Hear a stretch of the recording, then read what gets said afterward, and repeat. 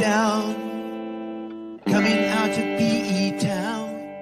One drink, find a shot, never mind your liver, get to Gino's spot. Gino spot. Get to Gino's spot. Gino spot. Have a laugh, have a giggle, and exercise your middle, have a Gino shot. Gino shot. Get to Gino's spot. Gino spot. Get to Gino's spot. Gino spot. Have a laugh, have a giggle, and exercise your middle, get to Gino's spot. Gino spot. Ladies and gentlemen, welcome to Center Stage.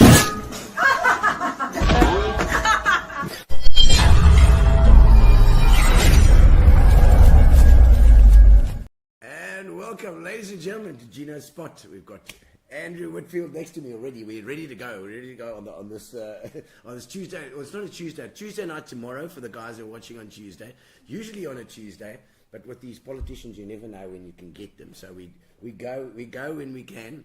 A Monday night Gino Spot live. You are watching us now live. So if you wanna pop in a question or pop in a hello, tell us where you're watching from, what you're doing, what you're drinking, whatever you need to do that right now. And we are live tonight, obviously sponsored Fitch and Leeds. Our Fitch and Leeds guys, Gary DeBrain, the guys supported us right from the very start, and right from the very start. 5 years ago now. Okay. 5 years ago, isn't it crazy? And of course, Centre Stage at Bay West, which is our home for the time being, with Centre Stage up here. You'll see Centre Stage still doing our shows all over the place. We've got a couple coming up as well. We've got Afromenko this coming weekend. Guitarist, Spanish guitar, very, very beautiful, make you so romantic you can refresh your marriage or your boyfriend-girlfriend relationship. You can come to the flamenco.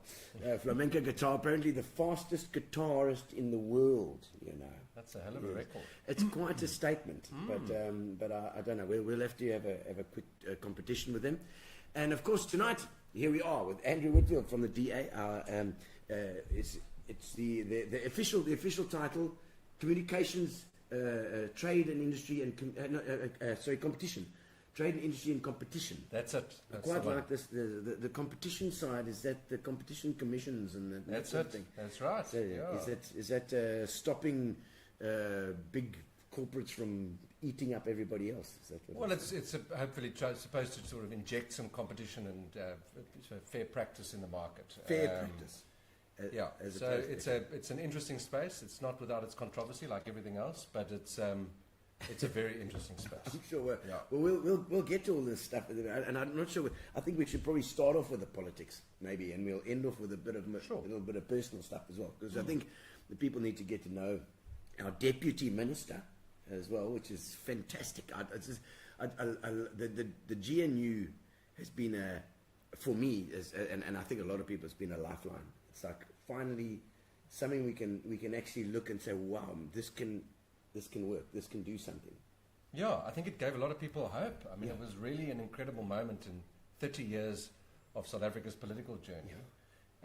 Our constitution gives us 2 weeks after the election results are declared to put together a complex government in a complex country, and we put together a government. We've survived 10 months. We've gestated. We're sort of still figuring each other out, and there's no civil war. It's everybody's. I think everybody's in it. And it's particularly from the ANC side and that side as well. We've always as traditionally DA area warmer. You come from it's a different angle. So you always want the competition. You want the opposition and the ruling party in this case to buy into it, and I think they have as well. Yeah, I think that our constitution forces us to some extent to, as I said, within those 2 weeks to come up with a workable coalition government. We did that. I think it speaks volumes for the people of South Africa. I think it speaks volumes for the institutions of our democracy, which are resilient. And more importantly, it's the values of our democracy that have really thrived through this process. And it validates, I think, the political process to a large extent. And for the first time in 30 years, sort of almost every single South African voter is represented in some shape or form in this government, which is really great competition. It's amazing. It's competition in practice. Yes, it is. It is. And sort of that whole rainbow thing, the rainbow effect that 94 had.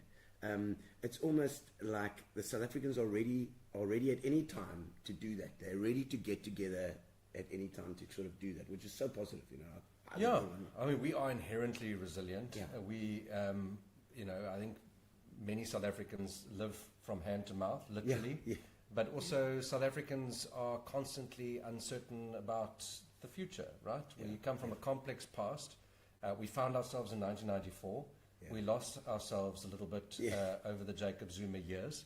And I think we've come together and found each other in a great opportunity to put South Africa on a really positive pathway. And we started to do some of that work, which I'm sure we'll chat about this evening. Yeah, for sure. It's just. I mean, I've also had some questions input here from Ian, my friend Ian von Memety, who's a political fiend. He is. He loves it. But I mean, just from you on your side now, you dealing nationally as well. But is yours Eastern Cape? Because you're from the Eastern Cape, do you focus a little bit more on it? Well, so I'm wearing two hats. So I'm the DA's Eastern Cape Provincial Leader, and so I sit on what's called the DA's Federal Executive with all the provincial leaders and with Helen and John and all of the DA leadership at a national level. That makes me responsible for the Eastern Cape for the DA. Okay. So we've got a municipality that the DA runs in Kocha, which is St. Francis, J Bay, Humansdorp, Bleury, Gamtoos, etc. Right. We've been in and out of government here in our favourite city, Yes. which is Nelson Mandela Bay. Yes. We are going to talk about how we're going to get back into government here. Yes. And then our mission is to strengthen the opposition where we are a little bit smaller in other municipalities and to try and grow our footprint. Okay. And then on the government side, after the election, John Steenhuisen asked me to become the Deputy Minister of Trade and Industry. Yes. The President appointed me. The rest is a very long 10-month history. Yes. So that's on the GNU. That's from personal perspective on how. But what's your take on the GNU and what's it like to be part of it? Yeah, look, I mean, it's an extraordinary moment in history to be part of. Let's start with the sort of candy floss of it, the fun. So, I mean, look, it's an extraordinary moment in history. We've set out why it's so extraordinary. I think we've spoken about it briefly. Yeah. I am a big believer in our democratic process, our democratic institutions, and I think, as I said, those have been validated. Yeah. It is very complex, just like our country. Our country's social and political history. Trust is a really important ingredient in making this work. Yeah. And I think it's going to take a long time to build the kind of trust that is required to really shift the needle and get things done a lot more urgently. Okay. There's a lot of distrust for obvious reasons. Different political parties who on one day we're fighting for voters, and the next day the voters tell us, no, you stop fighting and you work together, right? Yeah, got to work together. And that's basically what happened. And we've had to find ways to build trust, and it's a process. So it's not easy, Gino. It is very tough, and I think the important thing for your viewers to recognize is, as much as they might be frustrated at the slow pace of some things, the GNU is 10 months old. South Africa's democracy is 30 years old, right? 31 years old. Yeah. So we've had 10 months. We've started to move a few things in the right direction. And then the big test is now the budget negotiations, where we prevented the budget from being tabled initially. The Minister of Finance then went ahead 2-3 weeks later, tabled the budget, and now we're negotiating. Well, are we going to support it? Are we going to make some key economic decisions around economic reforms? Because we can't keep taxing, borrowing, and spending. We've got to start cutting. We've got to start being a bit more efficient with the way we use taxpayers' money. Yes. And we've got to have a proper growth agenda that increases revenue rather than takes the money out of the pockets of our citizens. Yeah, because I mean, we always, we pay a lot of tax, and now obviously with VAT going up, and it's 1%, like 0.5%, and 0.5% again. But it's in the end that's gone like that. It's going to be, there we are at 16%, and I mean, back from GST days, it was what was it like? 10? I seem to remember 10 when I don't know if I was paying VAT. I was too young. I think GST and VAT were 10%. And I mean, surely is that just a sign that our economy has been shrinking for those years? I don't know. But it's a tough one to take more money from. Yeah, I'll tell you what. Well, this is what we've said, the DA in the GNU and a few other parties. We've just said you cannot continue to try and tax this country into prosperity. Right? Exactly. You are taxing South Africa into poverty, to further poverty. You're making it harder for poor people to get by, having to pay more tax on the goods that they need. You're making it harder for people to trade, to do business, to grow, to invest in their businesses. We have to start making the difficult decisions. And for me, one of the most positive things about the GNU is it is forcing the difficult conversations which have been avoided that will lead to the difficult decisions that are needed in order to get things going. Whether that's the sort of holy cow of BEE and reviewing it. Let's review it. Let's look at the evidence. Let's see. Because the indicators for me that tell us that we've been moving in the wrong direction are higher rates of unemployment, higher rates of inequality, a debt to GDP ratio that's grown from 26% to 76% over the last 16 years, which indicates South Africa's running out of money. We've got to grow the economy. Debt to GDP. I mean, that's your people. That's every one of us has got this holding that debt in the end. Absolutely. It's the biggest line item in the budget. Is financing our debt, and so that's just not sustainable. So I think that you can, in the GNU, you can rely on the DA to really force the difficult conversations, which will lead to the difficult decisions being taken, which are politically unpopular, but absolutely necessary. And I mean, Trump's talking about tariffs and things from America's side. What about, I mean, you're dealing with trade and industry now as well. You're probably looking at what sort of how to approach tariffs. How do we, as a country, approach our own tariffs and things like that? Well, one of the things that Donald Trump said in February, he says something new every day. Yeah, he does. Which keeps us on our toes. But he said that he's going to treat VAT as a tariff. So if we were going to increase, you'll recall the first proposal in the budget was 2 percentage points on top of the 15. So what he would have done is he would have applied a reciprocal 2% tariff, which would have been 17%. No, 17%. So it would have been 17% on goods sent into the United States, right? So they're actually looking at that stuff as well. Well, they're looking at different things. They haven't made a final decision, but I think at the moment looking at reciprocal tariffs. So what we charge the United States is going to charge us, and that then brings into question the nature of AGOA, which is the African Growth and Opportunity Act. Because that comes into 2025 is when they've got to make a decision. That right? I mean, when do they do it? At the end of the year. So AGOA expires as a piece of legislation in September.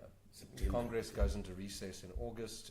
So we've got 4 or 5 months really to try and get that across the line. Wow. There is a lot of good work being done in Congress, people trying, but I think that it is a very, very difficult thing to get right in the current political environment.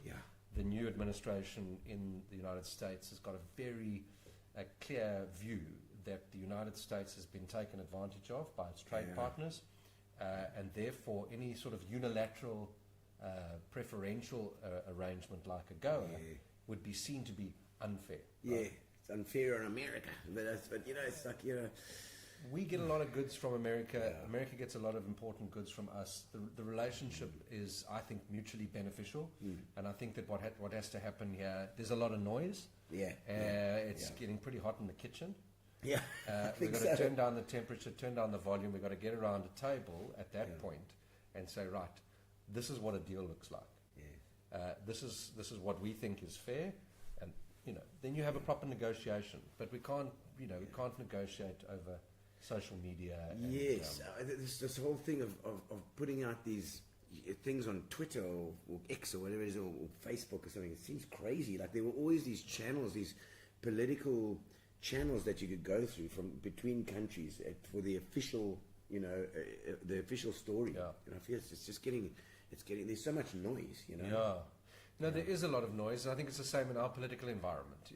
What happens with social media is something sort of goes out, becomes viral, right? Nobody's sort of verified the information. And everybody believes this. And then, let's say it's something about the DA, and then all of a sudden you're getting attacked by people. You don't even know what you're being attacked. What is it for? What is it that happened? Let me explain this. But now, in politics, we say explaining is losing. So you never want to be on the back foot.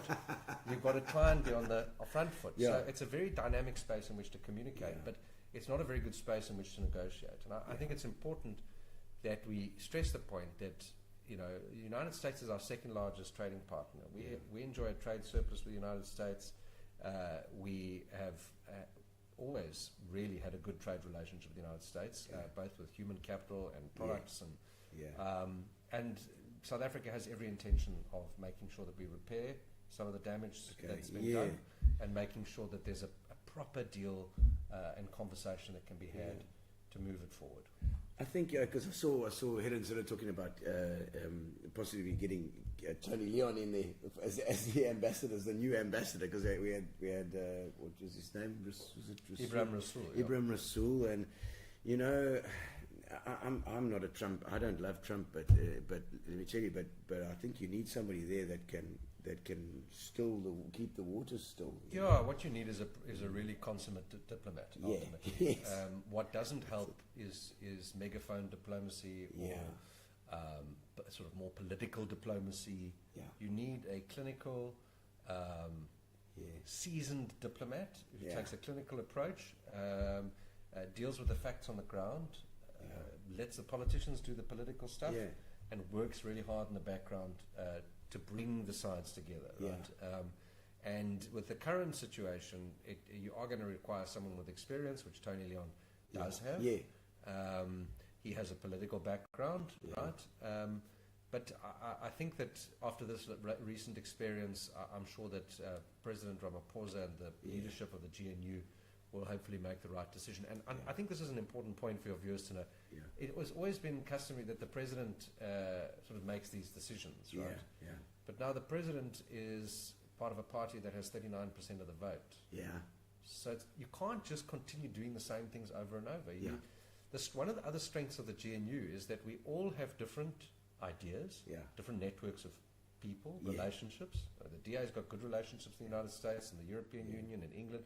You must utilize those. You use it very. And I don't think we fully utilize the diversity, the strength in the diversity that we have in the GNU politically, from a policy perspective. I think there's so much more room for improvement. I mean, is that not the strength of the countries, the diversity? And like you say, with those relationships as well, South Africa has kind of always, over since '94 anyway, has had this sort of idea that we can be in the middle somewhere. We've got the BRICS on one side, and we've got America and England on the other side. So we've always walked that middle path. Difficult path to. It's a difficult path to walk, and some people will say, "Well, you need to pick a side, right?" So here's what I say. I say we need to pick our national interest, right? We must make decisions that are based on our national interest. Some of the highest rates of unemployment, highest rates of crime, highest rates of inequality in the world.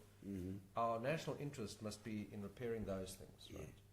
So the partnerships that we form from a trade perspective, economically, etc., and the relationships we had in our foreign policy positioning should be based on what is in the national interest. Now, the government of national unity has told, we've said inclusive economic growth and job creation is our number one priority. And I know it's more complex than this, but we need to try and declutter and focus on everything we do must lead to that. Job creation. So if you're running a trade deficit with one of your BRICS countries or so, but you run a trade surplus with the United States, you need to be realistic about the relationship. You need to be pragmatic and engaging about it. And I'm confident that we're going to be able to follow through and have a deal that will be beneficial to both South Africa and the US, but also, look at other markets and not become complacent. I know that you've taken a little trip over there. I'm just going to switch this little thing off here.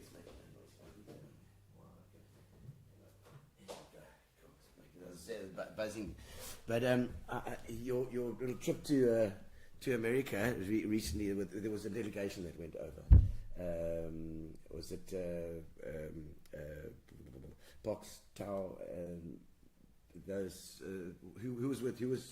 So in July last year, I went with the Minister Tau in an official government visit to Washington. It was for the AGOA Forum. It was during the Biden administration, so it was a somewhat different experience. Biden. Was it more aggressive going recently, or no? I mean, recently I went as part of a DA delegation. So the DA has as I said, we've got relationships all over the world. We've got an organization within the DA called DA Abroad. So, if you've got South Africans involved elsewhere in the world and they want to help the DA, and when it comes to the elections abroad, they're very involved. So we've got that, and we've worked very hard on building relationships in Washington as well. It's just, I mean, a lot of expats out. I mean, who does Musk vote for? who does he support? My word. Yeah, lots of South Africans doing some incredible things abroad, and they've got their political views. But our mission when the DA went, I was part of a delegation. We went as the DA to talk about what we're doing in South Africa and to try and position. I think what we achieved was that we are a credible voice in South Africa. We're a party that represents all South Africans, not just some South Africans and the views of some people, but we try to represent the views of all South Africans. We're the only political party that enjoys support across all demographics in South Africa, of significant portions of each demographic. I think it was important for those decision makers in the United States to hear a different voice other than some of the voices that had already gone and had those engagements. Yes, okay. I think also the DA... Putting out fires. Yeah, well, I mean, sort of maybe clarifying a few things, but also, I think that what is unique about this moment in history is it's not the time. It's actually the time to be embracing South Africa in the context of the GNU. It is the greatest opportunity South Africa has had since 1994 to sort of reset our relationships with the world through the diversity of the GNU. And I think we had a good visit. We didn't shout from the rooftops. We were very much arguing in our national interest. Good. We went there not to badmouth anybody, but to put the facts on the table and to say South Africa is a meaningful partner, and that we hope that we can turn the volume down and the heat down so that we can have a proper discussion and negotiation about what matters for both our countries. Absolutely. I just see the whole lot of comments coming up here. Let's have a look at Kate Gluckman saying, I have Andrew, biggest supporters from Kate and Oliver. It's my wife and son. Oh, lovely. Oh, there we go. The first comment in from your dear wife. And you're also just in Warm here. Do you always also take a walk in the valley every now and again? Yeah, I do. I live above you. I look down on you from above. Oh, yes, most of the people do, all look down on us. Dave Hazelton saying, how's it, Dave? Here's another DA councillor there. Janet Pullen, she says she's watching. Janet. And Titi Baloo says, also watching as well. Hello, Titi, nice to see you. Let's see who's are they talking to each other in the comments as well. Melinda Bauer, hello, Melinda, nice to see you there too. I see little pictures coming up here as well. And there's Celine. Oh, excellent. I'm glad to see you're all watching. If you have any questions and stuff, please feel free. There we go. Ward 2. That's Sean Tappan says, how's it as well? Oh, nice to see you. I think we should ask my wife why she's still using her maiden name on Facebook. Oh, really? Oh, my word. Excellent stuff. Azaron Vardy as well. John is my leader. There we go. And John Steenhuis, you get on well with the guys as well? Yeah, no, we've got a great team. We're very lucky. And, to get to be the leader of a political party, the second biggest party in South Africa, and to deliver this outcome that we had with the GNU, and to make sure those negotiations go well, it's a very stressful job.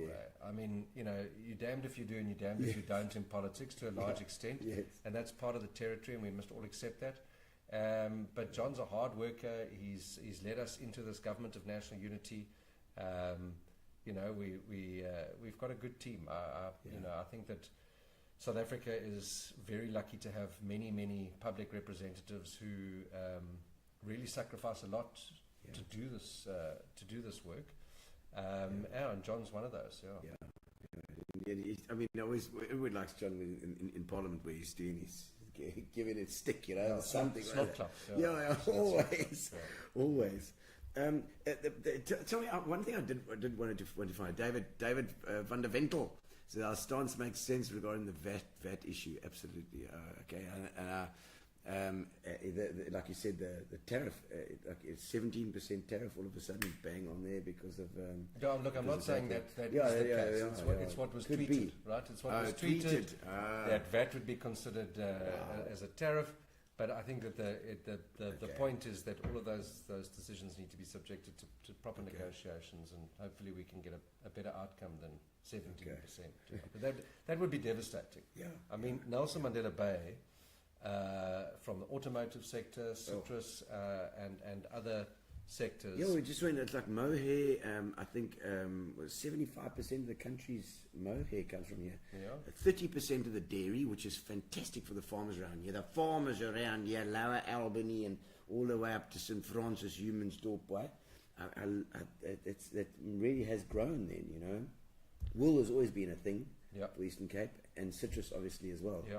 And then the automotive is this big behemoth that's also it seems to always be teetering on the edge. You know, it's like German companies, American companies that can just like, and it's gone. You know, although we like to live on the edge in South Africa. Although with GM, we did make our own thing with Delta for quite a number of years.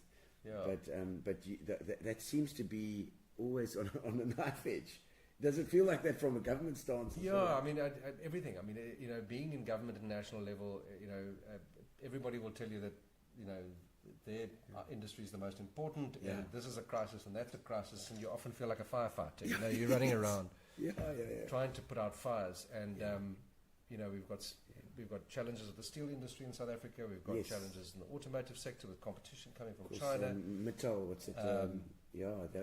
So, do you know what the story is? That I haven't actually followed that recently, but if you're looking for a complex issue to unpack really? in a 3-hour session, we can go into steel economics. But but basically, so ArcelorMittal has a long steel plant in Newcastle, and they've been saying for some time that they've been struggling, and government has, I know Minister Parks Tower has been very sort of engaged with that issue, trying to find a solution.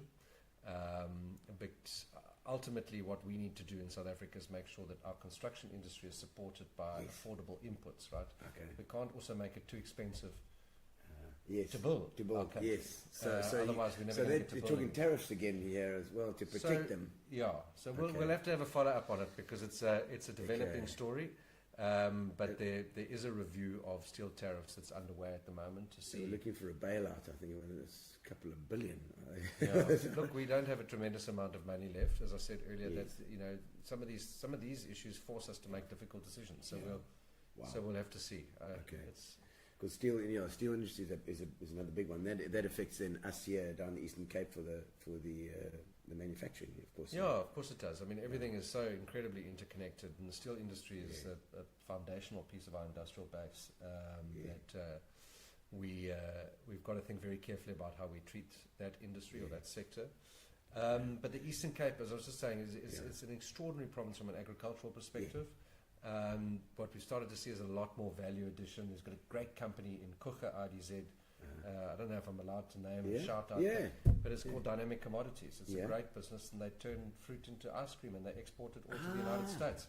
And they do that under a go. Is that those little ones in the skin? Yes, in they the actually use the skins. Little queen pineapple. Yes. Or sunshine, sunrise, I don't know what the branding is. The company is Dynamic Commodities, and they do extraordinary work. And amazing. The other thing I wanted to say is just in the diversification of Nelson Mandela Bay's economy, it's a very industrial city. It's got a very strong automotive history. The world is changing, and we need to change quickly with it. And a huge shout out to the incredible work that the Nelson Mandela Bay Business Chamber do. Yes, in Denise being proactive and grabbing this challenge. Really, it's a hot potato. And doing everything they can to open the eyes of the world to the potential of Nelson Mandela Bay. They're really doing way above and beyond what an ordinary business chamber shooting does. Above their weight. Denise van Haastien, I love you, man. She is just she's a straight talker, and she's the right person to be leading that whole thing forward there too, and getting involved there. She's got a great team as well. Very good. And of course the whole private sector supports. Now, what I wanted to find out is there's the government channels. Okay, so there's Rasul and Lamola or whatever, they're doing their thing, and yourself and the guys are going over and doing the government stuff. Is there sort of almost a parallel channel with the private sector? I mean, companies that are here, also American companies here too, how does that work? Well, there are over 600 US companies invested in South Africa, right? From Amazon to Caterpillar to, I mean, there's hundreds of them. And this is really thousands and thousands and thousands and thousands of jobs. Yes, yes. I think, I don't know, I don't want to quote the wrong number, but it's hundreds of thousands of jobs linked to the investment in South Africa through US companies plus the trade, right? And AGOA and that whole thing. Yeah, so that's why I keep stressing the relationship is very important, and government understands that. Yeah. But sometimes the best people to talk to each other are the people that are actually invested, right? Yes. It's the private sector. So there are conversations, business to business, between businesses in South Africa and American businesses here. A lot of businesses pay a lot of money for lobbyists in Washington, and there's a huge resource available to us to maybe bridge the divide through business, and there is a lot of good work being done there. There's the American Chamber of Commerce in South Africa, the South African Chamber of Commerce in America, and there are lots of different role players. Maybe sometimes it seems like too many, right? This one, and I think that it's coming together quite nicely. There's a better coordination underway, and as I said, I'm confident we'll get to a spot where we'll be able to make a good deal. It's like a singular goal, more of a singular goal, in that all those little role players can then all focus on one way to do it. I don't know. The goal has got to be to create inclusive growth and job creation. As I said, that's the apex priority of the GNU. For our country, flowing back from that, it means at the moment what we need to do is to keep that investment in South Africa. We need to make sure those 600 plus companies remain in South Africa.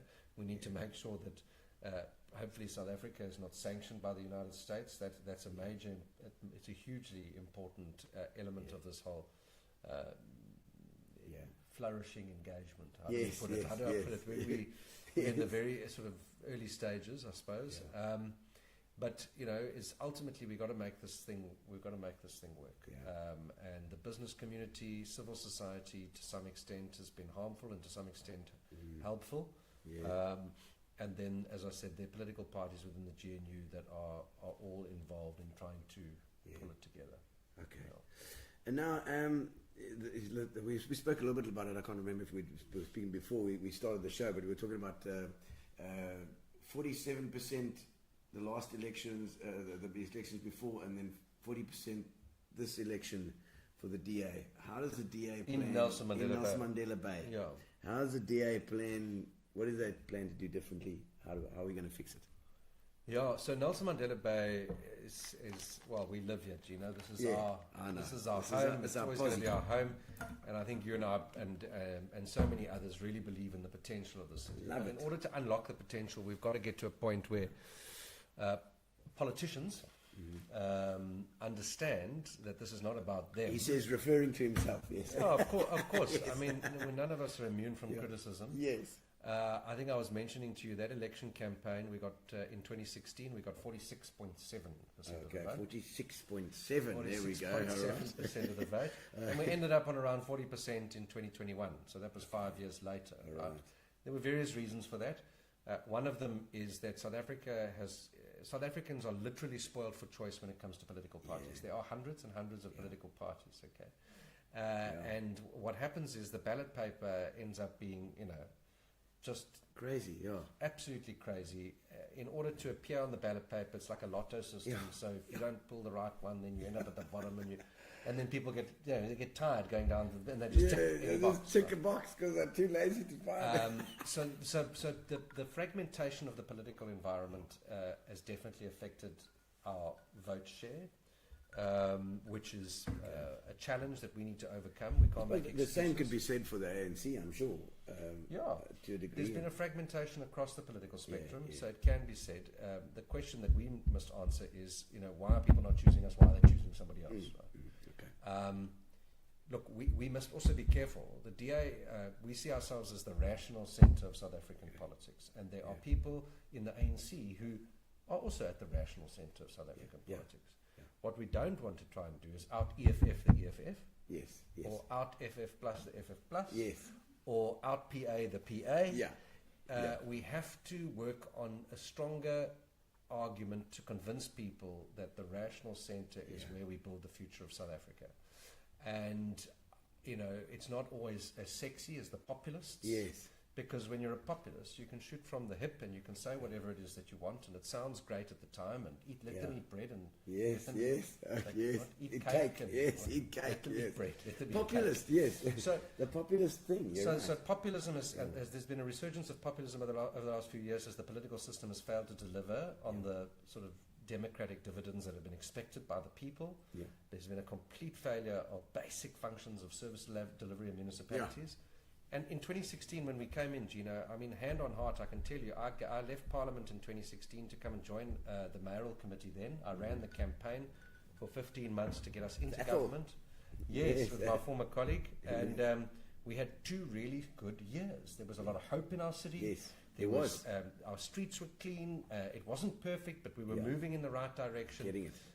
We then got back into government for a short period of time under Mayor Banga, and then we got into government again under Retief. Retief, yes. And when Retief came back into the mayor's, or when he got into the mayor's office, I think for 8 months, we could also feel that hope come back. Yes. We could feel that sense of change. There was a sense of urgency to get things done and to fix the basic things. Yeah. Retief even had his toolkit out fixing the seats in City Hall by himself on a Sunday. He was fixing potholes. And I think that is the kind of dedication that people expect. There are a lot of people putting in a lot of hours to try and make it happen. Yeah. So how do we get from 40% to over 50%? We don't think that Nelson Mandela Bay deserves another coalition government. Yeah. No, We think it deserves a majority That DA would be government. so nice to just say. And we have done some introspection, and we've got more introspection to do. We've got to have some tough conversations with ourselves as well. Yeah. And that process is very much underway. Yeah. We've got to find the right candidate to stand as the mayor. We'll build a campaign around that person. And we will drive this thing all the way through to election day in a way that we've never done before, because our city simply cannot survive. We've got to get another 10, 11, 12 party coalition at a local government level. So, I've just been in Kocha municipality today, which has been governed by the DA in a majority for 10 years. It's Humansdorp side, And it's taken 10 years to really get the fundamentals in. It takes a long time to turn around a municipality. I suppose there's outstanding debt. There's all sorts of stuff that's huge. There's corruption. When we inherited that municipality, 4% of the fleet was operational. It's 97% operational. We launched drones today in the safety and security department. They're flying drones. There's about 3 or 4 drones that they're going to be putting up. They're going to deal with, when fires take place. They're out there with the drones. They've got 350 CCTV cameras around the municipality. They're doing everything they can because they've finally got to a place where they can deploy the resources that are needed to make it a place where people want to go and invest and create jobs for other people. And it's a very exciting place to watch. That just makes sense. If it's being run well, the people with money to invest will come and invest. And we always talk about PE becoming that next semigration spot. If the basics are done, then people will come here. It's so easy to see when things are going well. If the streets are clean, if the things are working, the rubbish comes to get collected every day. The water's good. All of a sudden, then people are like, okay, well, we'll come here and absolutely and bring our business. It's not complicated, and it's difficult, but it's the recipe is simple. Don't steal the money. Appoint the right people. And just get the job done, right? Yeah. And if you don't steal the money and you appoint the right people, the job kind of takes care of itself eventually, right? And I think that getting those things wrong has been devastating because You know, Nelson Mandela Bay, to have a book written about your city called How to Steal a City is pretty depressing. Yeah, You know? no, I love that. And so we need to write a compelling story about how to rescue a city, and I think that we can. We've got a good track record in government. We've got great skills in the DA. We've got a mayor in Cape Town who's spending more over the next 3 years on infrastructure than Johannesburg, Pretoria, Durban, and Bloemfontein. Okay, and that's brilliant? because you've got good governance in place. You've dealt with the fundamentals. You've built up your cash reserves. You're able to deploy these reserves. You're able to raise money. You're able to raise loans to do the big projects. And I really, really, really, of course I do. I'm a politician, but I really believe this time really believe that we can move from 40% to 51%. We can do it. Yeah. There are, I mean, in 2016, there were 13,000 people plus minus that actually we discovered were on our sort of system as DA voters that just didn't vote. 12,000 of those people would have got us over 50%. 12,000 people. Well, this is all. I think it's because the it's getting the race is getting closer. That means just like in America, they call it with the swing vote. So the swing vote is the guys that are undecided, or they don't really mind which side they're on. You know, it's just that the swing area that can be moved to this side or moved to that side. Yeah. And that's your middle. That really I suppose should be your center point. So how do you push that? How do you get those swing voters in? So, I mean, there are lots of undecided voters in South Africa, and they either decide to go to the ballot box and you don't know who they're going to vote for, or they go and they say, well, no, I'm not going to vote this time, or they go and spoil their ballot. Or they, And, you know, people have got their reasons to do that. And maybe they had a bad experience with a ward councillor, or, you know, somebody irritated them, or Andrew Whitfield went on the Gino Fabry show and he said something that offended them, or whatever the case is. But at the end of the day, politics is going nowhere, right? And we've got to make a choice about what kind of city we want to live in Nelson Mandela Bay, and then look at the last, almost 10 years since we were first in government in 2016, right? Wow. And look at that record. Yes, you can be upset with the DA, you can be upset with this one, but these are the choices you have. Yeah. Now, what is the best choice to put Nelson Mandela Bay on a pathway to prosperity based on the evidence? And I think that there's enough evidence, whether it's in Jeffreys Basin, Francis, Humansdorp, whether it's Cape Town, George, Mossel Bay. Mossel Bay, that was, I've said before, it's the fastest growing city in the country. And George is close second. George is bursting at the seams. It's incredible. The amount of building that's going on there. So we need to turn, I mean, you know, we need to turn Nelson Mandela Bay into a construction site, and that's what we want to see, right? And when we start seeing cranes go up in the sky, that's exactly. We know we're starting to deliver. Those big cranes. But as I said to you before, you know, we all PE people. Yeah. We wanted to do well, but we don't want it to do too well because we don't everyone to discover us, and then they come and flood our beaches. The best kept secret it is. Don't tell anybody about Sardinia Bay. No. I mean, I see these cruise liners coming in at the moment, which is so promising. Very exciting. And also, I don't know if it's got anything to do, the SAS. What was it? One of the Navy boats was in here the other day. Okay. And I think sorting out the bay. Okay. Which is great because all of a sudden there was no bunkering in the bay. Oh, good. You know, there was I just saw not very many ships in the bay for a while. Yeah. Because the bunkering story is another, and I don't know if you've had any dealings with this, but it was a big issue that the guys are just coming to the bay, bunkering fuel and then buggering off. It's an under-regulated space. The Minister of Forestry, Fishery and the Environment is that where is Dion George. He's a DA. He's a DA minister in the GNU. He's just intervened on a critical issue around the penguins and the bunkering. So it was him. So it was Dion George. Because I don't know if he's the one who sent the ship. I tell you what, I think it might have been because I saw this. We saw it in St. Francis, we saw in Peter. All of a sudden, there's just no ships in the bay. And only in the harbour, which is where they should be. Yeah. You know? So I think that what's happened is companies have taken advantage of a loophole, or there wasn't sufficient regulation. The minister has been very focused on that issue. It was something that I was dealing with before when Minister Creasy was the Minister of Environment, trying to get them to resolve. but yeah, I think that we've got on the penguin and bunkering situation. okay. We've got something the going, general something aesthetic happening. of the bay. I think it's moving in the right direction. Something happening there. Now, I mean, trade and industry, is that involving ports and the trains and the... No, that's the Department of Transport. Okay, But I mean, okay. obviously, we have a sort of a role to play because trade goes through our ports. Industry depends on ports, rail, etc. So the minister works very closely with the Minister of Transport in the economics cluster of government to try and overcome some of these hurdles. Yeah, because I mean, there's so many trucks on the road, and I think it's obviously a much bigger issue. It's a national issue. The rail system, Yeah, look, it's a massive problem. We've had a lot of vandalism of infrastructure in South Africa, and it's like a catch-22. People are vandalizing and stealing metal because they're unemployed. Yeah. But in order to deal with the unemployment issue, you need to get the trains working. But Yes. the trains there, you can have a derailment. Yes, and yes. it cost you more money, Yeah, right? yeah. So some good news on that front. Yes. So let's start with the bad news. South Africa has the worst ports in the world. Oh, right? good. Okay.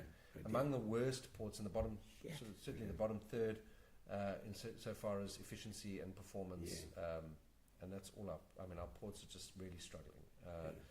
The Minister of Transport on Sunday had a press conference to announce what's called a request for information, to solicit information from the private sector and to evaluate the appetite to concession our ports and concession certain rail lines, where the private sector and government would work together. Okay.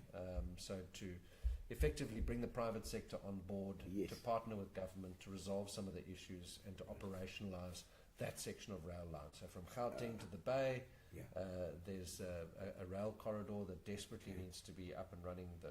Denise and the team will, I'm sure, be delighted to hear that there's some movement there, because I know it's a big issue for the Bay in getting product up to Gauteng and Gauteng down to the Bay.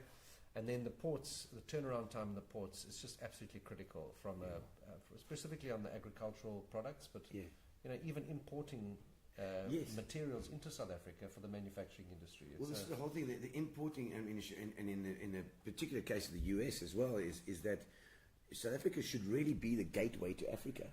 I mean, are we looking at that as being the gateway for Europe, for America, for our ports then eventually to be that good? What is our competition doing? How's Nigeria? So there's going to be a lot of competition. I mean, I think that for a long time we've been complacent about our role in the world and on the continent. We now compete neck and neck for the biggest economy on the continent between Nigeria and ourselves, right? Is it okay? I'm thinking like Rwanda and these like places that have really race. had growth. There's massive growth in Rwanda and Gabon and these places where are they improving their ports in order to get that trade in? Yeah, absolutely. Kenya is very much moving in the right direction, and certainly a massive opportunity on that side of the continent. We've benefited.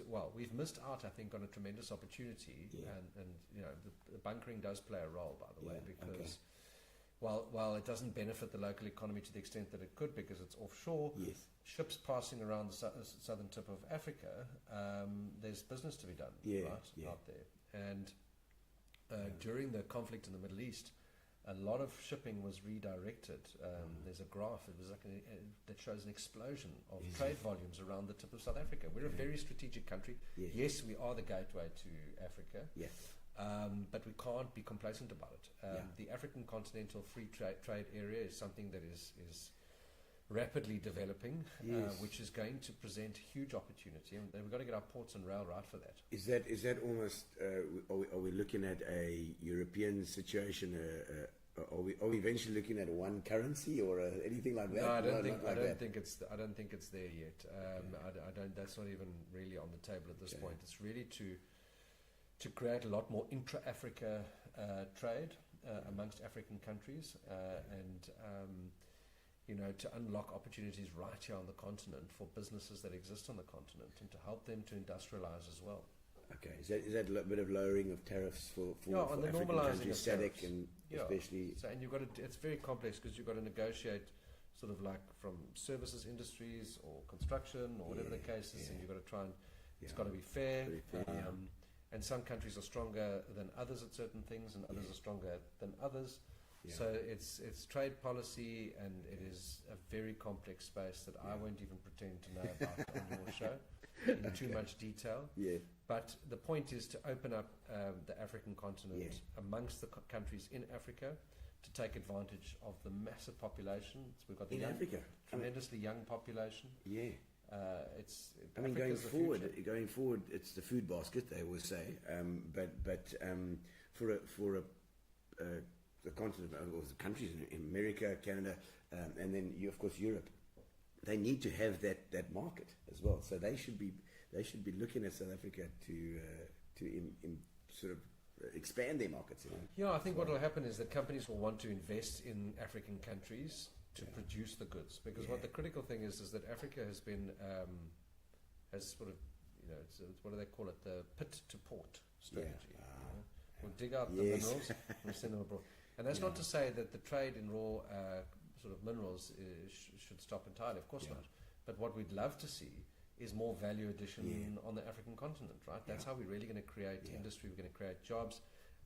But in order to do that, we've got to have ports that work, rail that works. Yes. We've got to make sure our energy is reliable and affordable, because it's unreliable and unaffordable. At the moment. And I think that there's a lot of exciting work on the horizon there in the Department of Electricity, certainly. There have been some improvements. I know we've had some glitches with load shedding. And I said it facetiously to a colleague in the other party recently. We go around counting how many days we've had without load shedding. I said the day we stop counting is the day that we've won the battle against load shedding, right? Yeah, for sure. Although now we've stopped counting and we've got load shedding. Now we have to start, 5 days. I believe it's Kusile's put on another 800 megawatts mega, online, whatever it was, which is very, very encouraging. And like I say, plans don't always go according to plan. But I can tell you that a lot of the reforms that have been put in place are starting to find fertile soil. I think we are going to be able to get things right. But if we want to convert our raw commodities on the continent into value-added goods, we have to have affordable, reliable electricity. We have to have ports that are efficient, a rail network that runs properly, and we've got to have a skills base in our country that we need to develop to make sure that they can provide the engineering skills, the construction skills, whatever skills are required. How long have we had a brain drain?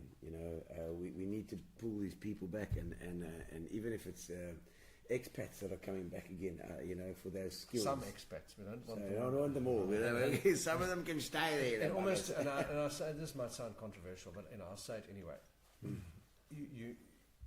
We have like a lot of people leave South Africa and they almost want South Africa to fail to prove that they were right for leaving. Does that make sense? Like it's a weird they went over there, they went like, oh no, it's like this weird perverse sort of attitude. This is our country and we must fight for it. And yes, of course we must bring the skills that have left the country back, but I'm more interested in how we develop the skills within our country, fix our education system, make sure that we employ our graduates. We've got tens of thousands of graduates that are unemployed, that are actually of all backgrounds that are leaving the country. So we spend money producing some skills. Those skills then leave because there's a lack of opportunity. And that is one of my biggest missions, right? How do we make it easier for businesses to do business in South Africa, to employ these graduates, and ultimately for those graduates to be able to start their own businesses and to grow? Entrepreneurial thinking is always, I think, it's become essential in this new sort of space we are in, where you've got to think of new ways to make money. The old jobs, the old things are technology is often making them redundant. It's no longer the state will give you your work. Either you've got to do your own thing. You've got to build something yourself. There's a great Xhosa saying that says "Vukuzenzele," which means get up and do it yourself. Right. And I think that should be our motto, and I think that government to a large extent should get out of the way of people who want to get up and do it themselves. Because I think that we mustn't put a ceiling on the potential of our country by suffocating the innovation and the natural talent that we have. We've got incredible creative talent next to me here, but creative talent in our townships that can be commercialized. Incredible talent, right? And I just sometimes think that, there's an over-regulation by government. And one of the big things we're fighting for in the GNU through these budget negotiations now is to get a regulatory impact assessment done to assess what kind of regulation is in place, what is the impact on the economy, and then a roadmap to how we start to cut this systematically. And someone said to me earlier today in Jeffreys Bay that in Australia there was an MP who said, basically passed a law that said if you want to add, if you're a bureaucrat in government and you want to add a piece of regulation, you need to go and find 2 pieces of regulation that you want to cut before you get your really? so that you have a net, Wow, a net positive result. So you gee actually whiz. start to reduce the regulation by forcing the civil service and the bureaucrats to take that approach, because it's now law. Cut 2. It's a 2-for-1 special. It's got to be a So really you've good gotta one if you've you've got to got to cut get in. 2 in order to get your piece of regulation. It's got to be worth 2 Yeah. to do it. But it just drives, it actually sort of operationalizes a much more efficient approach to government. And I think that, we make a lot of laws and we make a lot of regulation, which I think sometimes is important. There's regulation that is absolutely critically important. Measurements of tables, all sorts of, But there's standards that need to be complied with in industry. But I think we make it a little bit too difficult for entrepreneurs to really reach their full potential. Well, I think that often it's a tax situation. So tax reduction for entrepreneurs, I think it's a fantastic plan. It makes when those tax negotiations come around and you're there in the GNU, Andrew. Just think about the small guys. No, but you see, this is small to medium business. I'm sure. But you're right, though. I mean, Kate is in the manufacturing business, in a small, medium-sized manufacturing business. It's tough. Manufacturing is on the decline in South Africa and has been for a long time. The margins are so small. Margaret Andrade is there saying, how's it? Great team nationally, and of course the EC. Thank you, Andrew. She says, let's have a look at some of these comments coming. Charles Dutoy. I've just seen Charles recently. He's a great guy. He's a great guy and a guru on the HR. Yes, as leadership guru. I just saw him this weekend. He was tasting wine. That's what HR people do in their spare time. Kwanele, my question would be, the Provincial Leader, in 10 years' time, how would the NMB be looking like, in being honest, he says? Okay, well, I think that's a great question. And I think in 10 years' time, just like Coca Municipality, we can have clean streets, a municipal fleet that works instead of our refuse trucks being broken into and vandalized. We can put rules in place to prevent politicians spending 90,000 rand on BMWs to go to the Tata. I think I saw him this weekend. It was just ridiculous. We can create a city that is clean, that is dignified, that is safe, that is growing, that creates jobs by creating an enabling environment for businesses to come and invest. And I want to tell you that the opportunity, we spoke about it briefly, about semigration and people moving to the coast. Cape Town's become too big, and sorry, Mayor Jordan and Lewis, it's become too big, busy, and expensive. George is bursting at the seams. And I raised Cape Town and George because they both got airports. Lots of people have moved to St. Francis, but it's got an airstrip, but not an airport. But PE has an airport. It's got access to some of the best schools in the country. Within 300 kilometers of Nelson Mandela Bay, you've got access to bush. You've got access to Berg. You've got access to beach. You've got rivers. You've got game reserves. You've got everything. The whole bank shoot, right? This is literally one of the greatest places on earth to live. It's a honeypot, I'm telling you. And I think that in 10 years' time, Nelson Mandela Bay can have an unemployment rate that is below 30%. I think that Nelson Mandela Bay can become the number one investment destination along the coast, because Cape Town may become oversubscribed. Sorry, Mayor Jordan, you'll probably phone me off. I'm sure he's locked in and watching. So I think that we can be everything that we dream we should be. But what I would like to see is a safer city with less unemployed people, a much more inclusive city, people living together in much more harmony than we currently do. I think everybody wants that deep down. Everybody wants it to do well. Let's see what else we got here. It says, Skura from Dlambe Municipality, we're watching. Good work, Andrew. Skumbuso. Skumbuzo from Philadelphia. Skumbuso, there we go.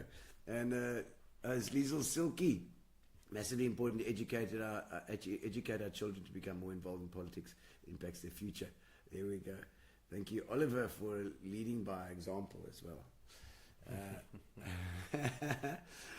Noxie, watching from NMBM. Excellent from the municipality. Great. Noklele is that.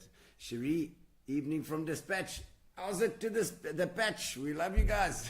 Let me tell you, Hague and the patch. Can I tell you, Dispatch is a really great example of a community that has not sat back and waited for the municipality in its current state to resolve its issues. I think a really important point.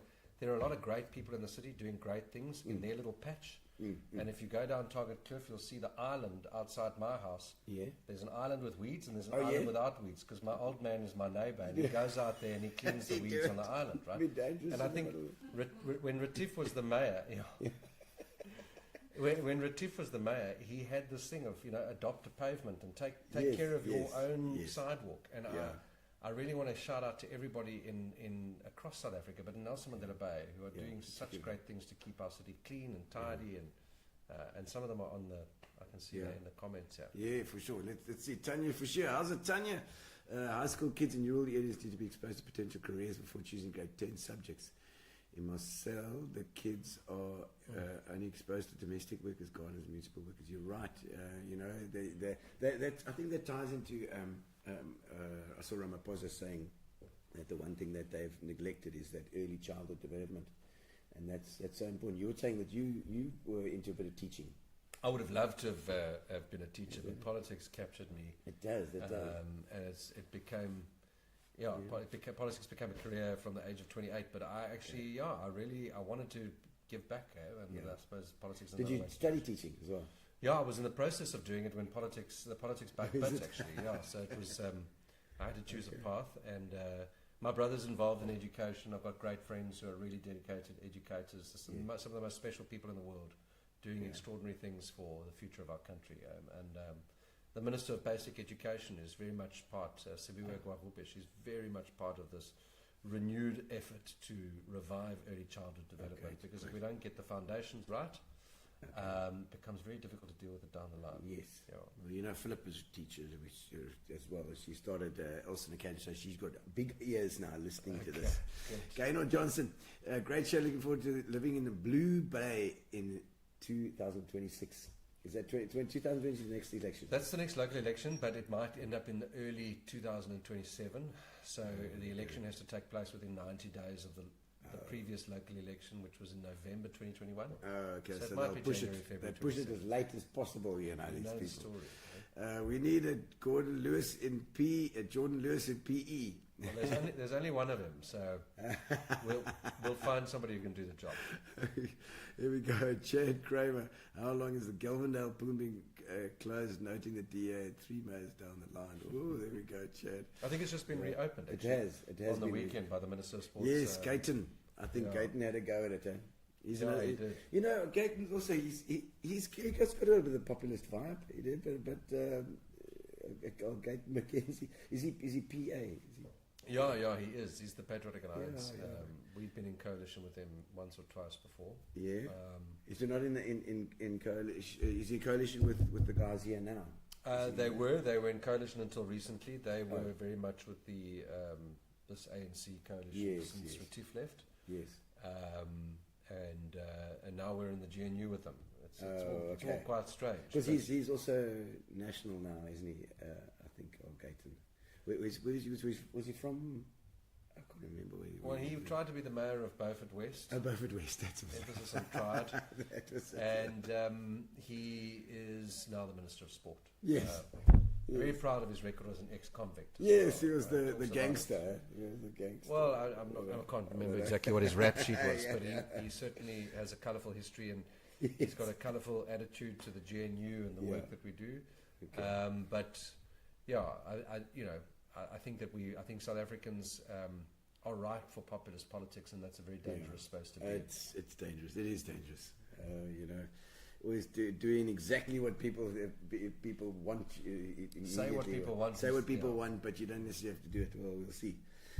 Okay, so Ian from Memeti's got one or two questions here that he's given me. I always, he's going to be listening at some stage. He says, how can the DA retain talent of color here, black talent? He says, Musi, Herman, Lindiwe, Van Dam, Boloy, they've all gone past. There surely has to be a cultural shift without losing principles, he says. Yeah, that's an Ian from Memeti question, yes. if there ever was one. Yes. Ian cuts straight to the chase. So look, I think he's listed 5 names there, yes. And I think that there's a perception, and I think that to some extent it's unfair. Yeah. There's a perception that the DA is losing black leaders hand over fist. Yeah. But nobody turns around and says, but sure, there are hundreds of black DA councillors across South Africa. Yeah. We've got a Minister of Basic Education, Siviwe Gwahube. Yeah. She doesn't look like me. We've got a Minister of Digital Technologies and Communications, Solly Malatsi. Yeah. Right? Yeah. We've got councillors. We've got our Deputy Chief Whip in Parliament, Batlolile Nodada, who's from the Eastern Cape.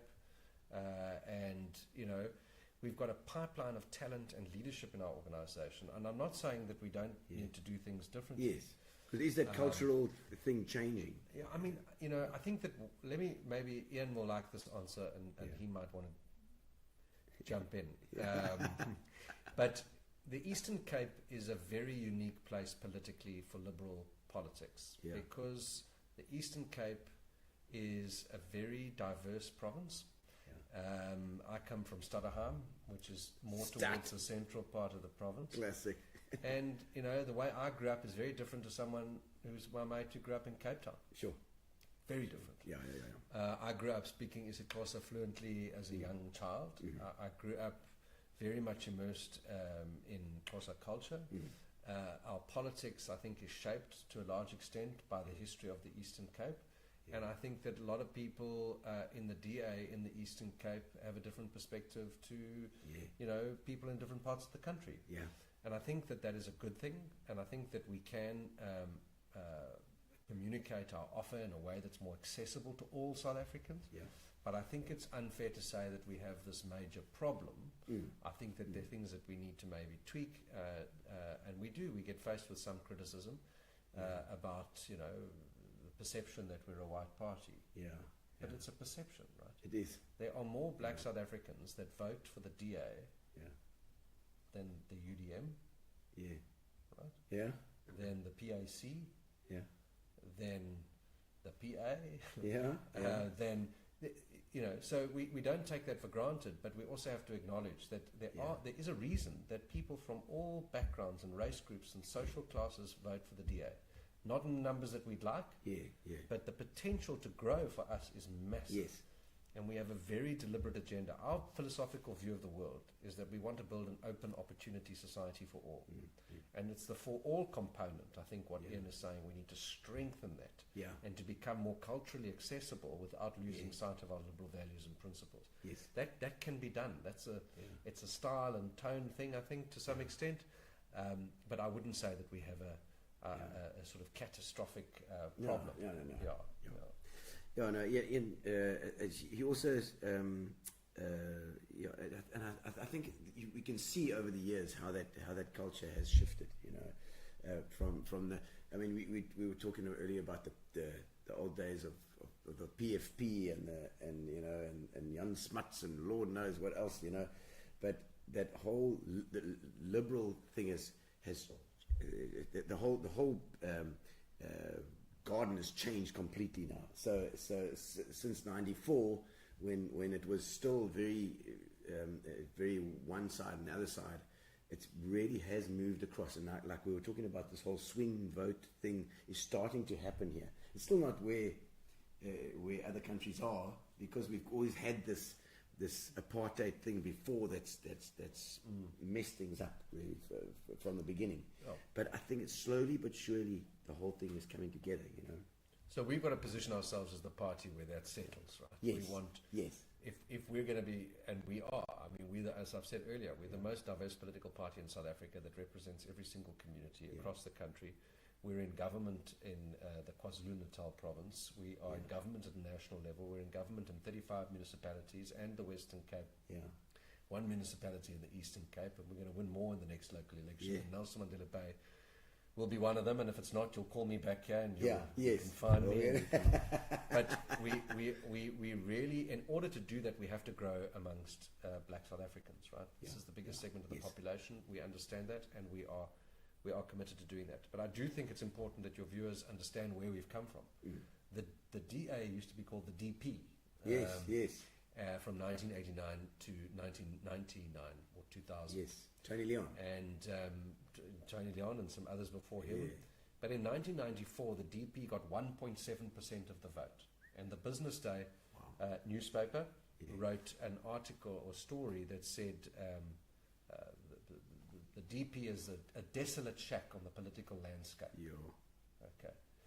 5 years later, under the leadership of Tony Leon, the DP went from 1.7% to 9.6% in 1999. It then became the DA from 2001, 2002, if I'm not mistaken. 2006, we won the city of Cape Town. 2009, we won the Western Cape province. 2011, we started winning more municipalities. Yes. We can't do that without black voters. Yeah. Right? It's, So, you know, and I think that you can look at any DA team anywhere, and it is the Rainbow Nation. Yeah. It is absolutely the Rainbow Nation, and I'm really proud to lead this team. So hopefully, like you say, that it can settle in that middle ground. Yeah, it is. I mean, politics are very fluid at the moment, but a great trend coming out of the last couple of elections is that South Africans are no longer voting purely on the basis of historical allegiances. Yeah. Now, that's also a risk for the DA, because people have sort of, Yes. well, who did my mum and dad vote for, Yes. and then I'll vote, and then, okay, who are we going to vote for? And it's sort of become like, you know, I don't want to call it lazy voting, but it's like you kind of fall into this, like, okay, my family does this, and therefore I'm going to do. That's not necessarily the same thing anymore. People are now demanding more from their politicians. That is a good thing. People are saying, actually, I voted for services and I'm not getting them. It is a good thing. There's a maturing of our political democracy, our democracy, and the way that people treat politics, that I think is very healthy. And I think that if that can triumph over the populism, South Africa will be in a much better place. And it's trying to make the rational centre sexy again. Whereas the populism is automatically, it gets people's blood pressure up, it gets them excited. Of course, we've got to figure out a way to get people excited about populist the rational left, centre. populist right, whatever it is. And almost in South Africa, you almost see it as like a middle left and a slightly more left, you know, with the ANC, DA sort of fits into the DA should be in the middle left, you know, but it's almost in South Africa, it's almost almost to the right. The ANC, because this ANC DA thing has been going on for so long, it's got to merge. It's got to be a middle. There's got to be a big middle area. Yeah, well, we'll see. I mean, we certainly don't want to. We want to beat the ANC. Let me just be clear. For sure. We don't want to be married to the ANC coalition forever. You want to take those swing voters. And the ANC wants to beat the DA, yes, right? Of course, and that's what makes this GNU so difficult and that's exciting, democracy right? as well. It is. You're working together with people who want to defeat you, right? Yes. But you've got to find a way while you're working together to get the job done. And I really believe that that the DA is going to grow in leaps and bounds over the next couple of elections, and it's because I think that we've been consistent, and I think that we have been clear about what it is we stand for, what we're fighting for, and that we're not prepared to govern at all costs. And that we've proven that here in Nelson Mandela Bay. Much to the frustration of a lot of people, you know, just say, oh, please just go into government. And we say, but, you know, we've tried this recipe before. We've tried that recipe. And in fact, we made a very generous offer to the ANC. I don't know if you know about it. No, on the 16th of September last year, we went to the ANC in this province and said, we will work together with the ANC in a two-party coalition, just the two of us here in PE, in Nelson Mandela Bay. Because we've both been in coalitions since 2016 with smaller parties, and it hasn't worked. Let's make a plan. They've been eating us, they've been pulling us apart, playing us off against each other. Let us get together, let us try and rescue the city together, and they declined the offer. They declined it. So we've that was September last year, you say? September last year. So we took a decision that we will be the strongest opposition we possibly can. Yeah. Try to hold them accountable. Yeah. But We've got to take it. ultimately, what we've got to do is win a majority in the next 51%. election. That's what we need. We need to get industry again, to get money coming in, to put the money in the right place. Yeah, let's do it. Okay, so just before we get into the little getting to know you section here as well, I've got the worst or most nerve-wracking political moment that you've ever had, and then also the best one and the worst one. So I'll start with the best one. Yes. The best political moment I ever had was when we won our 46.7% of the vote in Nelson Mandela Bay, and then we knew that we would put together a coalition and that we would run the city. And it was the 3rd of August 2016 was the election. The 5th of August was the Friday. We had a massive rally outside of City Hall. Yes. Thousands of people we brought in by bus, but many thousands more ordinary citizens, residents of the city flocked down. There were people up above the library, up towards the Opera House. It was a surreal experience. I'd like to replicate that. That would be that would be really, really cool. I really would. And then, like the most nerve-wracking. Well, every day is nerve-wracking. I'm because sure. the responsibility weighs so heavy. It's an extraordinary responsibility. Yeah. But I think the most nerve-wracking moment would be every time we've been counting votes before an election result is announced, because you put in so much effort and you're waiting for it. Those hours that go. No, you count until 2 or 3 in the morning, and you finally get the results counted. You add them all up together, and you see whether you've won or lost. So it's a real roller coaster. There's some really great moments. There's some pretty terrifying ones. There's some times where people let you down as well. You know, your colleagues or whatever the case may be. But you can't take it all too personally. It's an incredible responsibility. We've got a job to do. We've got a job to do for the people of South Africa. And it means a lot. It's always fires to put out as well. Everybody's got to be so so careful. It's we're talking about the past mayors now in Ababanga with this thing. It's like Trollop had this whole coalition story, going crazy as well, and you just think you just would throw your hands up in despair, like what the hell. What you're going to do to fix these things. Well, we can't give up. And, I'm sad to have seen former colleagues make decisions to leave and join other political parties. Yes, I see others join. He's with Action SA as well. Yeah, so, this is also what happens. Like I said to you, the DA is not immune from the fragmentation of the political landscape. But what's interesting about the 2024 election, Gino, the DA grew by 0.3 or 4%. Yeah. So let's just say we didn't lose votes. Stood your ground. we didn't lose votes. And in fact, in the Eastern Cape, we increased the actual number of votes that we received, even though our percentage declined, which shows you that there are more political parties in the field. Yes, there are. But, some of these political parties which have started, people have started for their own reasons, and I'll leave it at that. I don't know. Yeah. It's quite often money driven, I think. Well, let's have a look at the getting to know you section. We'll just do a quick getting to know you for you. Getting to know you, getting to know all about you. A little bit of Julie Andrews for you there. Lovely. Well, first of all, the history. Stat. Proper, eh? So there's a little theatre there that I did a show in once, I think. It may well have been. I left when I was 8. So the theatre must have been there at that time. I wonder if it was near. You said you had what was your dad doing my there? folks had a hotel called Eagles Ridge, right in the Kaloka Forest, right in the mountain there. It was beautiful. Oh, in the mountains, so out of town a bit. Just out of town, yeah. We've also done a couple of shows at the Country Club, Yes, that's an establishment. Musha parties there. Yes. I grew up playing all around the Country Club there as a laddie, That's so cool. And Stat is great. It really, really is cool. Very special community, great people. Yes, and also part of the whole German, Baron von Stotterheim. Yeah, Baron von Stotterheim. And of course Dordrecht and Heidelberg and all these Frankfurt, Berlin, etc. All those German. I believe the story was that they had a whole lot of German settlers there, and they brought a whole lot of Irish on the Kenaway and various other ships, Irish women and young girls, and they just put them in a camp next door. And they would just let nature take its course. Oh, is it? Okay. Yes. All right. So the original We didn't get German, those history books at school. no, they didn't tell us about that stuff. So this was a Kenaway in at Wrecked eventually. Wrecked there. It was in the Bay and it wrecked. And that's why they got the Kenaway Hotel in East London. Yeah. But So I've got German ancestry. So Okay. I mean, that whole area around Stadt and King Williamstown, all those areas, lots of German there are heritage. lots of Germans in there. Okay, so let's do it. And you were at St Andrews as well, Grahamstown? Yeah, boarding great school. years. Yeah, boarding school, 5 years at Rhodes. I mean, at St Andrews. St Andrews. Yeah, made lots of great mates there. Going back for my 25-year reunion. Oh, really? I think in May. I believe that you had to be in a house, so certain houses there. What was Boarding your houses. What Yeah, I was was your in Merriman House. Merriman.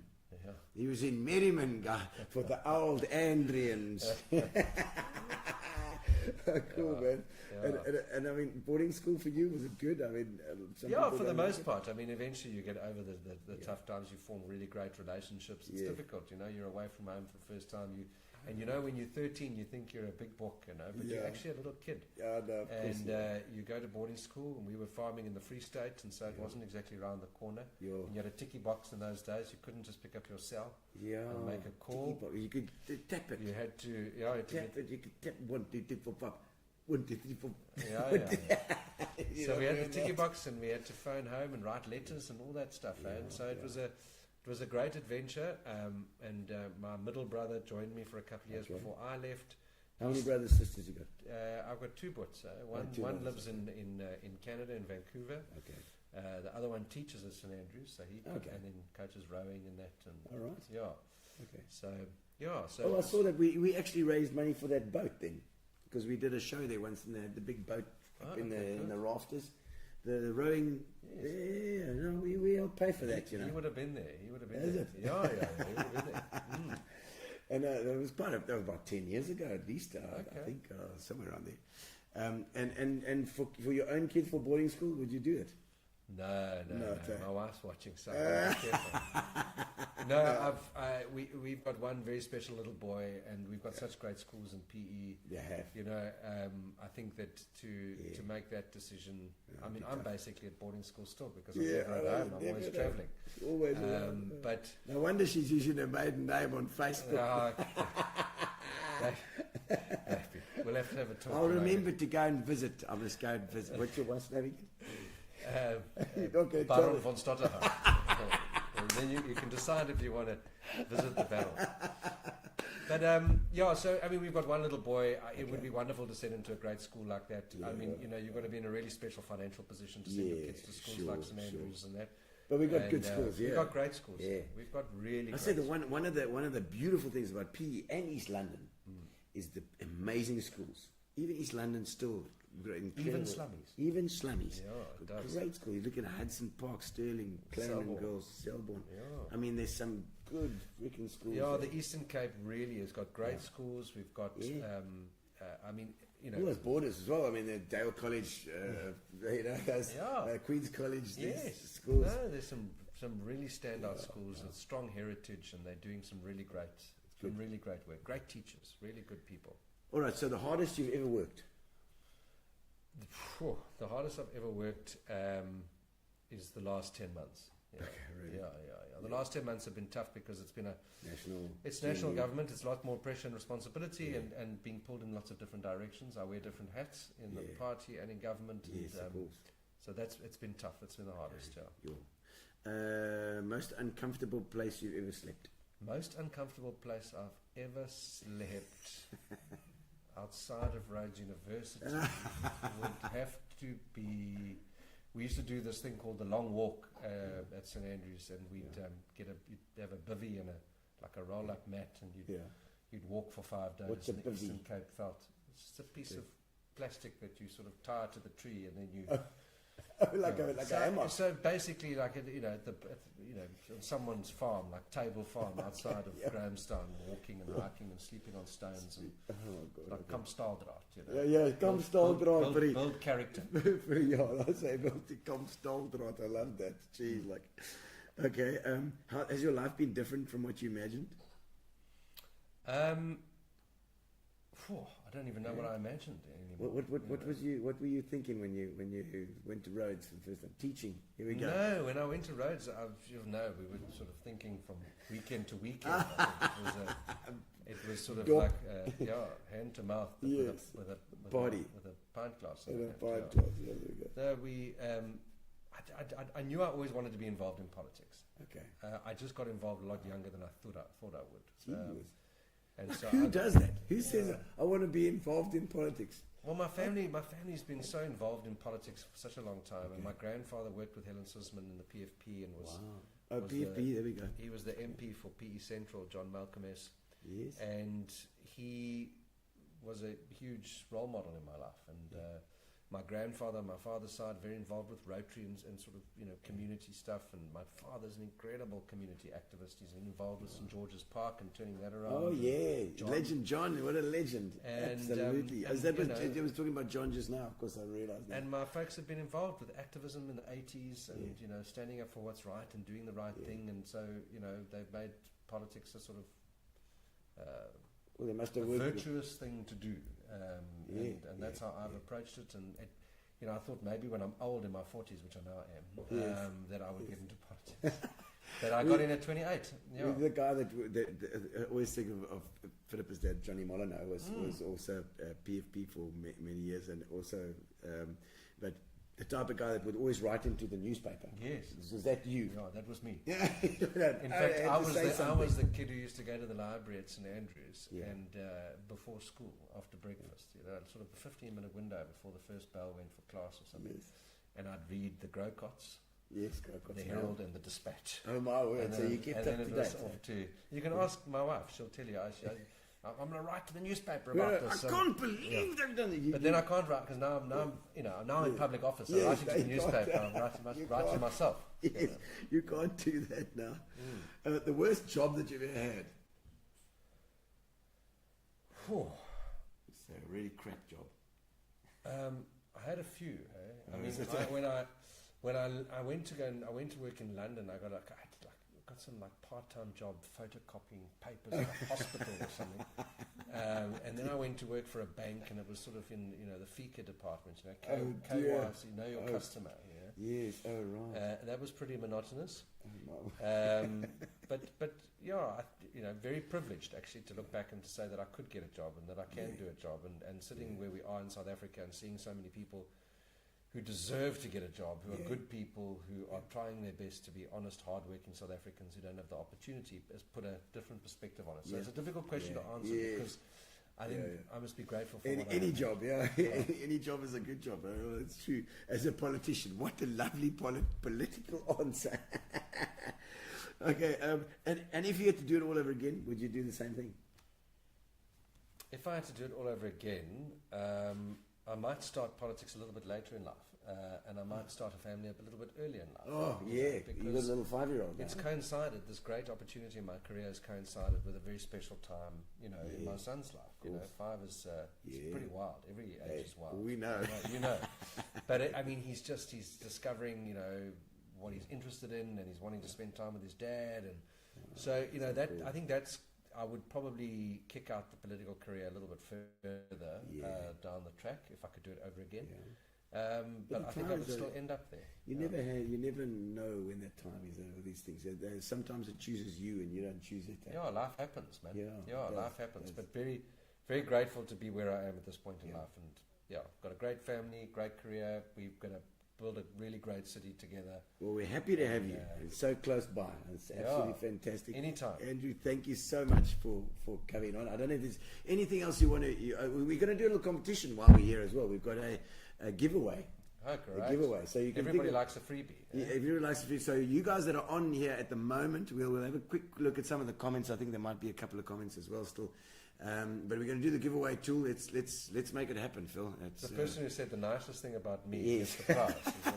No, we pull her handle. It's like a casino. This place here. Great. There we go. We collect up all the things, and we push the draw button, and off we go. Let's see who's going to win the Fitch and Leeds. It's a full case of Fitch and Leeds. Lazarus. Yes, yes. Now everyone's on here. We're all on. It's Kate Gluckman. Oh, it's rigged. There we go. That's funny. right there. We got one for you right here. I think you should do it again. Okay, we'll redraw. I think you should do it again. Okay, we'll redraw. We'll give Kate one anyway because she's going to go. The Glickmans are so lucky. You see, you can trust a politician. You know, you can. You just redo it. You just redo it there. But now, anything you want to say to the viewers out there to say how we can build the city? What can we do to make this place better? Well, obviously, we'd love everyone to get behind the DA when it comes to elections, but between now and then, we've all got to roll up our sleeves and do our little bit where we are. Do it. But don't stay away. Morris Lazarus, there we go. Morris Lazarus, we got you are the winner, Morris. Well, let's have a quick look at some of the comments before we leave as well. Morris, well done. You've got Wendy will get hold of you and we can get or send me your details and we'll get you. I'll give you his Andrew details. For president, he says. I'll give you his details. Oh, okay, excellent. We just need his number and his address. And Jan Buerta says thank you for representing PE. Thank you, Jan. Fantastic to have you on the show as well. Colin C, great interview. Thank you very much indeed. And I see, I know Brian Wilkinson is there as well. I see, yes, what's he say? Is he having a go? Yeah. Let's have a look. Good. We've got to have a difficult question in some time here. What results related to the citizens' concern is happening in our city at present? Nothing has changed. At all since Retief was removed. Oh well, that's good for the DA. That's asked and answered, I think. I mean, yes. Hey? Yeah, Brian. You know, it's the case of we've got to put our votes in the next time. You know, put your vote in where you think it's going to be best. And you're right. At the moment, I look at Target Cliff. You live in Target Cliff as well. Your little section you've cleaned up is beautiful. The rest of it is disaster. You know, so we've got to get these things. Thank you, Brian. We've got to get these things happening. I know. Thank you to everyone for joining us, and thank you to Andrew for coming in. Yeah, thanks, Absolutely Gino. fantastic to do it really in your special, busy thank you. time. And you're going to be hopping off to also. What's your next thing that you have to do? What's your next project that you're busy with at the moment? We've got a busy week, and it's going to end with a great treat because I get to go to the Elliott Agricultural Show. Oh yes, So I get to go and open the Elliott Agricultural Show. Lambo Skode, It's going to be wonderful. Yeah, I'm really looking forward to that. But I've got a busy week. I'm going to be in Makanda on Friday. Okay, Grahamstown, at my alma mater. And, alma mater. There we go. Is that your reunion? There? No. We're having a business breakfast and talking to some of the local people about how we can rescue Makanda as well. Yes, because that's in need of some help. Water issues there. I think water, sanitation, safety, vandalism.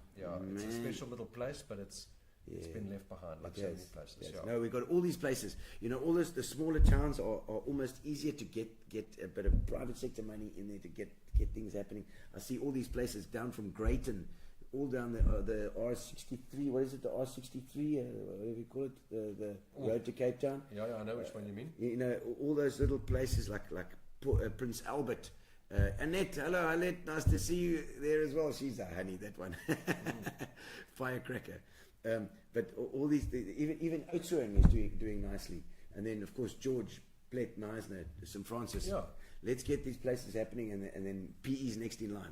We'll do it. Lekker. Thank you, Andrew. Thanks for joining us. Thanks, Ciao, Gino. ciao. Thanks Ciao, again. ciao. Relax, sit down. Coming out of PE town. Want a drink, find a shot. Never mind your liver, get to Gino's spot. Gino spot! Get to Gino's spot. Gino spot! Have a laugh, have a giggle, and exercise your middle. Have a Gino shot.